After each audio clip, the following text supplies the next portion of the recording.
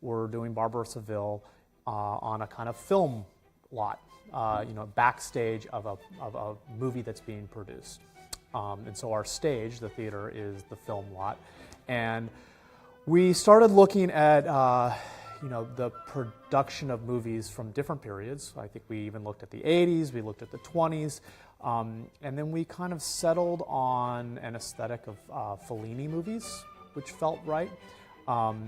And we started looking at productions of basically Fellini movies and any sort of imagery that we could get of the creation of those movies from a backstage or off-camera perspective. I actually think that we've come up with some really clever and elegant solutions.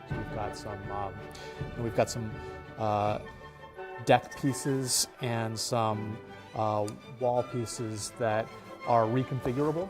They move around, and they can kind of change their relationship to one another on the space and kind of create these different environments and these different locations, both outside and inside in different locations of our antagonist's home.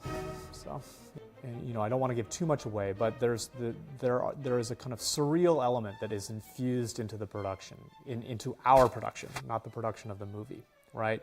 So we've drawn some inspiration from these kind of these vintage movie billboards that were very risque and sexualized in their day.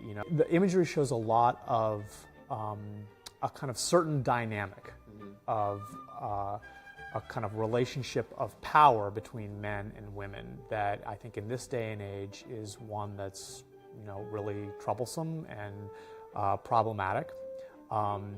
And we're looking at that through a lens of this kind of surreal production of this movie, this kind of like theoretical Fellini movie. I hope that they understand the conceit about it being on this back lot in this kind of during this film production. And I hope that kind of meta-theatrical quality to the production gives us license to be playful and joyful and for the audience to really understand and appreciate the music in a really wonderful new way.